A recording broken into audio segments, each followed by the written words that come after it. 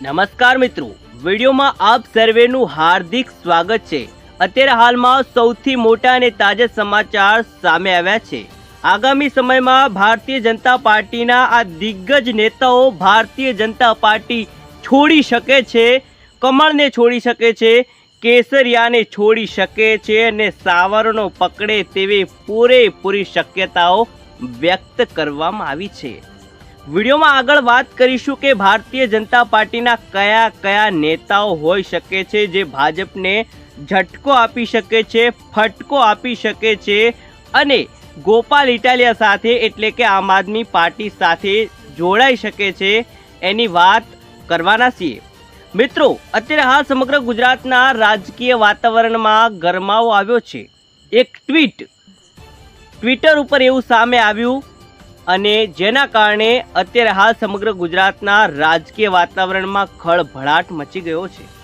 એ ટ્વીટમાં લખવામાં આવ્યું કે ભારતીય જનતા પાર્ટીના એવા દિગ્ગજ નેતાઓ ભાજપને છોડી રહ્યા છે અને આમ આદમી પાર્ટીમાં જોડાઈ રહ્યા છે અને જેના કારણે ભાજપને સીધી 28 જેટલી સીટોને નુકસાન કરશે, એટલે કે વિધાનસભાની 28 જેટલી સીટો ઉપર ભારતીય જનતા પાર્ટીને નુકસાન થાય એ પ્રકારની વાત આ ટ્વીટમાં કરવામાં આવી છે।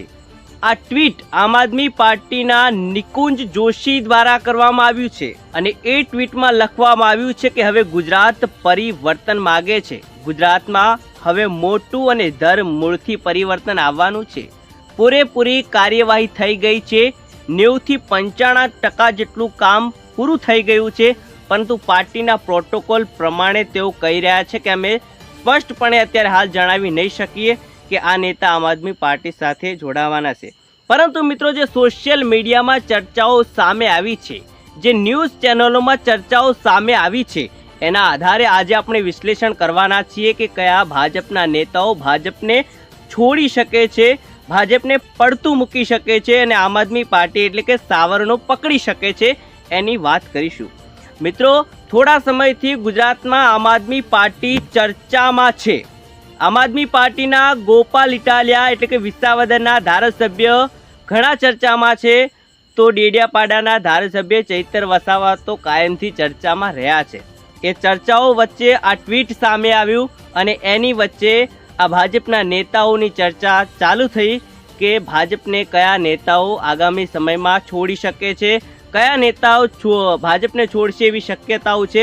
મિત્રો, હવે જે અમે તમને આ જે વાત જણાવવાના છે એ શક્યતાઓ છે, એવું ચોક્કસપણે ન કહી શકાય કે આ ભાજપના નેતાઓ ભાજપને છોડી જ દેશે।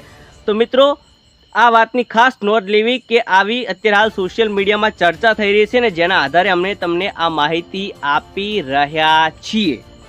હવે મિત્રો, ચર્ચાઓ એવી સામે આવી છે કે જે આ નેતાઓ આમ આદમી પાર્ટી સાથે આગામી સમયમાં જોડાવાના છે એ ભાજપના નેતાઓ પણ છે, કોંગ્રેસના નેતાઓ છે અને એ નેતાઓ માત્ર સૌરાષ્ટ્રના નહીં પરંતુ ઉત્તર ગુજરાતના પણ કેટલાક નેતાઓ છે, એવી વાત સોશિયલ મીડિયાના આધારે જાણવા મળી છે। અને એ ટ્વીટમાં તો 28 જેટલી વિધાનસભાની ભારતીય જનતા પાર્ટી પાસે જે સીટો છે એમાં નુકસાન થાય એવી વાત કરવામાં આવી છે। અત્યારે હાલ સૌરાષ્ટ્રની ચર્ચા ચાલી રહી છે અને સૌરાષ્ટ્રમાંથી અત્યારે હાલ મોટા સમાચાર સામે આવ્યા છે। સૌરાષ્ટ્રમાંથી કેટલાક નામો સામે આવ્યા છે। વાત કરવામાં આવે તો ગુજરાતમાં કોળી અને પટેલ સમાજના સૌથી વધુ મતદારો છે અને જો એવા નેતાઓ આ બંને સમાજમાંથી જોડાય તો ભાજપને સીધું નુકસાન થઈ શકે છે। એક નામ સામે આવ્યું છે, કોંગ્રેસનો દિગ્ગજ ચહેરો છે, મોટો ચહેરો છે અને લોકસભાની ચૂંટણી વખતે તેમને ટિકિટ પણ મળેલી છે એવું નામ સામે આવ્યું છે પરેશ ધાનાણીનું। જી હા મિત્રો, લોકસભાની ચૂંટણી પહેલા એવી ચર્ચાઓ હતી કે પરેશ ધાનાણી કોંગ્રેસ છોડી શકે છે અને ભારતીય જનતા પાર્ટીમાં જોડાઈ શકે છે। તો અત્યારે હાલ એવી શક્યતાઓ સામે આવી છે, એવી ચર્ચાઓ સોશિયલ મીડિયામાં થઈ છે, કોમેન્ટો સામે આવી છે કે પરેશ ધાનાણી છે કોંગ્રેસને છોડી શકે છે અને આમ આદમી પાર્ટીમાં જોડાઈ શકે છે, એટલે કે કેજરીવાલના સમર્થનમાં તેઓ જોડાઈ શકે છે, તે પ્રકારના સમાચાર સામે આવ્યા છે। બીજા એક નેતાનું નામ સામે આવ્યું છે જેમનું નામ છે લલિતભાઈ વસોયા। જી હા મિત્રો, તમે બધા જાણતા હશો લલિતભાઈ વસોયાને અને તેમની પણ ચર્ચા થઈ રહી છે કે તેઓ પણ હવે આમ આદમી પાર્ટીમાં જોડાઈ શકે છે, આપમાં જોડાઈ શકે છે. તેમણે થોડા સમય પહેલા પ્રેસ કોન્ફરન્સ યોજી હતી અને કહ્યું હતું કે અમે રાહુલ ગાંધી સુધી સંદેશો પહોંચાડીશું કે પાટીદાર સમાજમાંથી ગુજરાત કોંગ્રેસના પ્રદેશ અધ્યક્ષ નક્કી કરવામાં આવે. તમે જાણતા હશો કે મિત્રો અત્યારે હાલ ગુજરાત પ્રદેશ અધ્યક્ષ તરીકે અમિત ચાવડાની પસંદગી થઈ છે. હવે એવું પણ નામ સામે આવ્યું છે કે જે લલિત કથગરા છે એઓ પણ જોડાઈ શકે છે આમ આદમી પાર્ટીમાં. મિત્રો આ તો આપણે કેટલાક નેતાઓની ચર્ચા કરી, કેટલીક કોમેન્ટો આવી એના આધારે વાત કરી, કેટલીક સોશિયલ મીડિયામાં ચર્ચા થઈ એના આધારે વાત કરી. પરંતુ આ સિવાય અન્ય કેટલાક નામો પણ સામે આવ્યા છે. ભારતીય જનતા પાર્ટીના નેતાઓ પણ છે. સૌરાષ્ટ્રના એક દિગ્ગજ નેતા, મોટા ગજાના નેતા અને 18 વર્ણ ઉપર પકડ ધરાવનાર ભારતીય જનતા પાર્ટીના નેતા એટલે કે જવાહર ચાવડાની આ વખતે ચર્ચાઓ થઈ રહી છે કે જવાહર ચાવડા પણ આમ આદમી પાર્ટીમાં જોડાઈ શકે છે. મિત્રો તમે જાણતા હશો કે વિસાવદર વિધાનસભાની પેટા ચૂંટણી યોજાઈ. આમ આદમી પાર્ટીના ગોપાલ ઇટાલિયાએ ઝંપલાવ્યું, મહેનત સાથે લડ્યા. ગોપાલ ઇટાલિયા જીત્યા, 17,000થી પણ વધુ નહીં લીડે જીત્યા. ત્યારે ગોપાલ ઇટાલિયાના સમર્થકોએ નો વિડીયો સામે આવ્યો અને જેમાં તેઓ કહી રહ્યા હતા કે જવાહર ચાવડા જિંદાબાદ. આ શબ્દ સાંભળ્યો ગુજરાતે અને ત્યારબાદ રાજકીય વર્તુળોમાં અનેક ચર્ચાઓ થઈ અને ક્યાંક ને ક્યાંક એવી ચર્ચાઓ પણ સામે આવી છે કે જવાહર ચાવડાના જે વર્ચસ્વવાળા ગામડાઓ હતા, જે તેમનું પ્રભુત્વ હતું, ત્યાંથી આમ આદમી પાર્ટીને વધુ મતો મળ્યા. અને સાથે સાથે એવા પણ સમાચાર સામે આવ્યા છે કે જવાહર ચાવડા ક્યાંક ને ક્યાંક આ વખતે આમ આદમી પાર્ટી સાથે જોડાઈ શકે છે. લોકસભાની ચૂંટણી પહેલા કોંગ્રેસના દિગ્ગજ નેતા ગણાતા હતા, મોટા ગજાના નેતા ગણાતા હતા. તેમને કોંગ્રેસને છોડી ભારતીય જનતા પાર્ટીમાં જોડાયા અને હવે તેઓ ભાજપમાંથી આમ આદમી પાર્ટીમાં જોડાય તેવી શક્યતાઓ વ્યક્ત કરવામાં આવી રહી છે. હું મિત્રો વાત કરી રહ્યો છું અમરીશ ડેરની.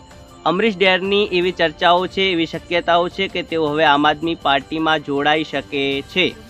મિત્રો ભારતીય જનતા પાર્ટી છોડીને આમ આદમી પાર્ટીમાં જોડાવાની નેતાઓની ચર્ચામાં એક ગુજરાતનો દિગ્ગજ અને કોળી સમાજનો મોટા ચહેરાનું નામ સામે આવ્યું છે.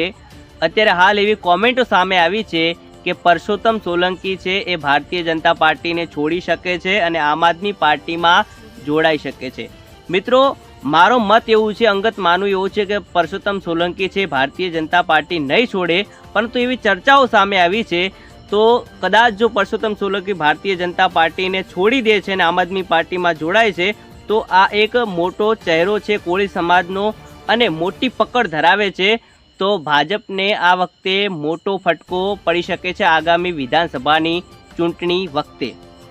ઋત્વિક મકવાણાનું પણ નામ સામે આવ્યું છે કે તેઓ પણ ભારતીય જનતા પાર્ટી છોડીને આમ આદમી પાર્ટીમાં જોડાઈ શકે છે. હવે મિત્રો એક ગુજરાતનો એવો ચહેરો જેમનું નામ છે સુમાભાઈ પટેલ, તેમણે ઘણીવાર ભાજપ કોંગ્રેસ એવી રીતે તેમને પક્ષપલટો કરેલો છે અને હવે તેઓ આપમાં જોડાઈ શકે તેવી પણ ચર્ચાઓ સામે આવી છે. ગુજરાતના પટેલ સમાજનો એક મોટો ચહેરો, મોટું નામ, મોટું વર્ચસ્વ નરેશ પટેલની વાત થઈ રહી છે. મિત્રો નરેશ પટેલ ખોડલધામ સાથે જોડાયેલા હતા અને તેમણે થોડા સમય પહેલાં જ ખોડલધામમાંથી રાજીનામું આપ્યું છે. લોકસભાની ચૂંટણી પહેલાં પણ તેમની ચર્ચાઓ થઈ કે તેઓ ભાજપમાં જોડાવાના છે, કોંગ્રેસમાં જોડાવાના છે, એવી પણ ચર્ચાઓ થઈ. અને હવે એવી ચર્ચાઓ છે કે નરેશ પટેલ છે ભારતીય જનતા પાર્ટી એટલે કે ભાજપમાં તો હતા નહીં, કોંગ્રેસમાંથી પણ હતા નહીં અને હવે તેઓ આપમાં જોડાઈ શકે છે, આપને સમર્થન કરી શકે છે એવી વાત સામે આવી છે. અત્યારે હાલ ગુજરાતના મુખ્યમંત્રી તરીકે પટેલ સમાજના એક દિગ્ગજ અને મોટા ગજાના નેતા છે ભૂપેન્દ્ર પટેલ. તો આગામી સમયમાં એક ઓબીસીના મતોને સાચવવા માટે ગુજરાતમાંથી એક મોટો ચહેરો અને કોળી સમાજ ઉપર મોટું પ્રભુત્વ ધરાવનાર કુંવરજી બાવળિયાને મુખ્યમંત્રી બનાવવામાં આવી શકે છે તેવી વાત સામે આવી છે.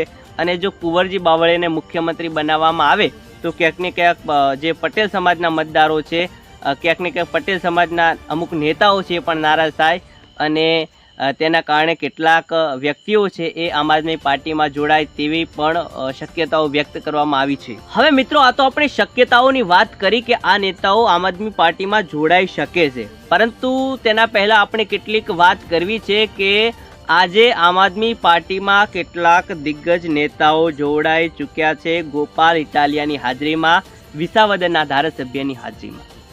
મિત્રો, આજે કેશોદમાં ભારતીય જનતા પાર્ટીને એક મોટો ફટકો પડ્યો છે. જૂનાગઢના કેશોદમાં રાજકીય વાતાવરણમાં ક્યાંક ને ક્યાંક હડકંપ આવ્યો હોય તેવું પણ કહી શકાય. નગરપાલિકામાં સતત 3 વાર પ્રમુખ રહેલા જેમનું નામ છે પંકજ ભગડાડ, અને તેમણે હવે આમ આદમી પાર્ટી જોઈન્ટ કરી છે ગોપાલ ઇટાલિયાની હાજરીમાં. માત્ર પંકજ ભગડાડ જ નહીં, પરંતુ તેમની સાથે ગ્રામ્ય વિસ્તારના સરપંચો પણ આમ આદમી પાર્ટીને જોઈન્ટ કરી છે. મિત્રો, આ તો જે સોશિયલ મીડિયામાં ચર્ચાઓ થઈ, જે અમુક ન્યૂઝ ચેનલોના માધ્યમથી જાણવા મળ્યું, તે ચર્ચાઓ આપણે કરી છે. પરંતુ હવે કયા નેતાઓ જોડાશે, કયા નેતાઓ આમ આદમી પાર્ટીમાં નહીં જોડાય, આગળ રાજકીય વર્તુળોમાં શું ચર્ચાઓ આવે છે, શું અપડેટ આવે છે, એ અમે તમારા સુધી પહોંચાડતા રહીશું. પરંતુ મિત્રો, આ બાબતને લઈને આપનું શું માનવું છે, આપનું શું કહેવું છે, કમેન્ટ કરીને અમને જરૂરથી જણાવજો. સાથે વિડીયોને ક્યાંથી જોઈ રહ્યા છો પણ જણાવો. મળીશું નવા જ વિડીયોમાં. ત્યાં સુધી જય હિન્દ, જય ભારત, વંદે માતરમ.